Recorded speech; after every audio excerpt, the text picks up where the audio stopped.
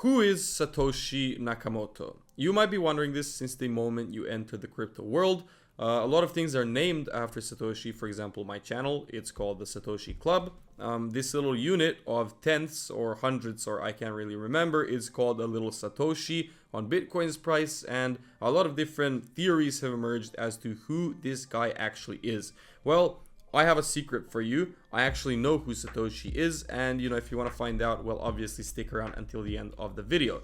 But before we do get into that, I'm going to give you a little history on this guy. I'm going to build the tension up, and then at the end, I'm just going to tell you straight up who it is, okay? Just to make the video more fun for you, more fun for me to create, and let's just play a little hypothetical right here, okay? And if you enjoy it, make sure to smash the like button. Now, this guy's claimed to be born in Japan in 1975. He invented Bitcoin, implementing the first blockchain and peer-to-peer decentralized network known as Bitcoin.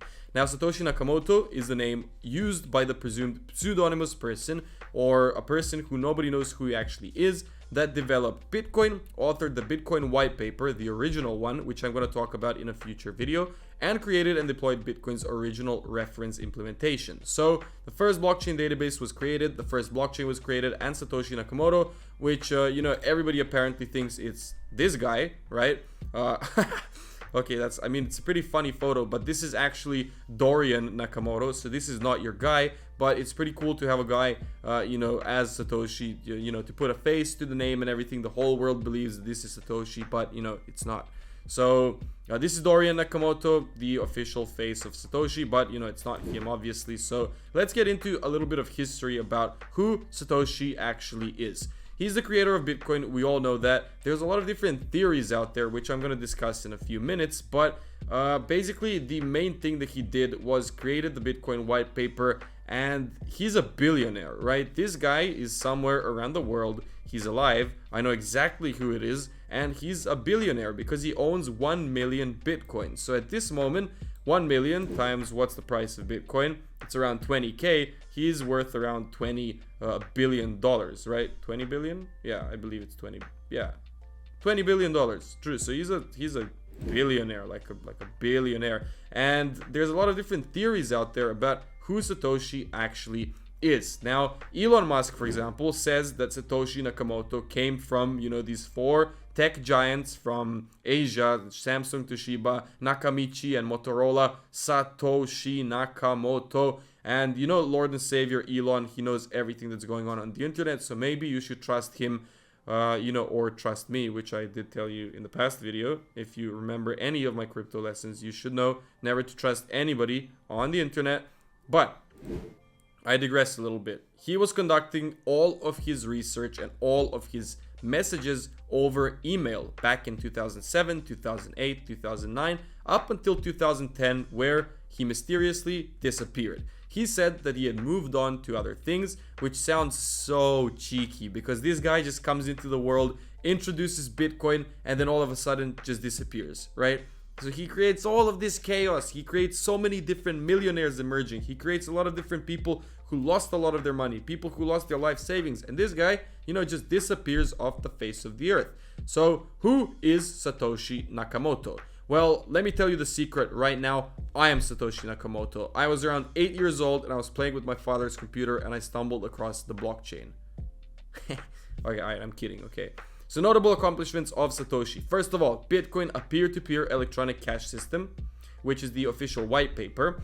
He created this peer-to-peer network known as Bitcoin and solved the double spending problem. So the double spending problem is describing the difficulty of ensuring that digital money is not easily duplicated. Now, digital money does not only mean cryptocurrencies, it means other forms of potential digital money out there. For example, banks also have digital money, but they prevent double spends by privately verifying each transaction. However, on the Bitcoin network, it prevents double spending by allowing every member to verify every single transaction in a decentralized sort of fashion, which is why Bitcoin is a lot better than traditional financial systems. You heard it here first, okay? Nakamoto proposed a decentralized approach and he started using these ledgers, network, Merkle roots and trees, which is so technical that I've never bothered to get into it, but maybe I do. If you guys comment down below or something, timestamps, incentives, cryptography, and a consensus mechanism, and basically the entire idea behind the blockchain, which you can learn more about if you watch my What is the Blockchain video right here, is that the encrypted data cannot be changed but must be validated. Now this guy is a billionaire. He has almost 5% of the total number of Bitcoin that will ever be mined out there. So the total cap of Bitcoin once everything is mined, which will happen never because the mining rewards decrease logarithmically towards zero, but they will never actually reach zero. But in any case, he owns 5% of the entire power. So who knows if this guy was maybe young, right? And then he came across this blockchain and then he invented it and then he made himself a trillionaire, 20 years from now, right? And then maybe at some point he's going to emerge and he's going to say, okay, I'm going to buy Europe, right? Just imagine that. Like, imagine if he does. That would be really cool, and we would finally find out who Nakamoto is. But who knows what's gonna happen, guys. Dorian Nakamoto is this guy that I showed you before. He is not Satoshi. We have Hal Finney, Nick Szabo, Craig Wright, and a lot of these other people who are thought to be Satoshi, but none of them actually is. Now, why do we not know who Satoshi Nakamoto is? Well, because it maybe isn't even a person, right? Have you ever thought of that scenario? It doesn't have to be a person. It can be a government. It can be a company. It can be an entity. It can be anything that, discovered this technology and implemented it and then decided to remain anonymous because it was safer for both them and the entire world. Because let's say if it was a person, if I created Bitcoin, I would like to stay anonymous because if I wasn't, the whole world would know about me and I would be in great, great danger, being a billionaire and all. But, if you're an entity, if you're a company, you'd be subject to a lot of different hearings, law stuff and trials and the government and people will be asking you questions and, it's just a little bit of a difficult situation. So whoever this Satoshi Nakamoto was, I do, wish him the best. He did introduce a really cool thing for us, to play on these charts and squiggly lines with Bitcoin, Ethereum, Polkadot, AVAX, and all of these cryptocurrencies.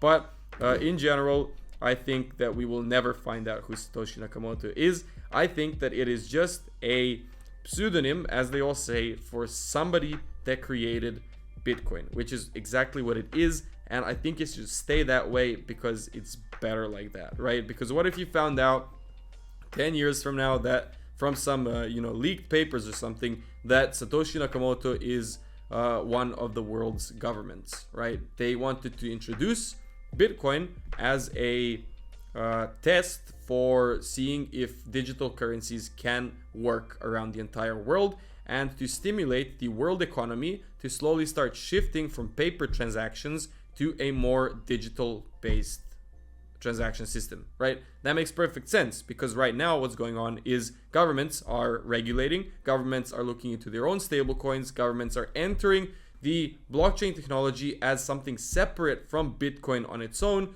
and trying to separate the terminology so that they can use blockchain without using the actual Bitcoin, which, it all seems connected for some reason. But I think that's enough for today's video. Bottom line is, nobody knows who Satoshi is, but he did revolutionize many aspects of modern life.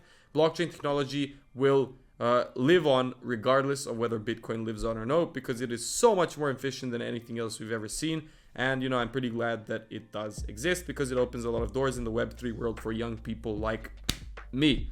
So that's it for today's video. I hope you guys enjoyed it. Lastly, I'm not a financial advisor and I'm not Satoshi Nakamoto and I'm not in any way, shape or form affiliated with Satoshi Nakamoto or any government in the world. So if you did enjoy the video, smash the like button, subscribe down below, check out all the Satoshi Club socials, drop a like for my boy Satoshi, and I will see you all in the next one.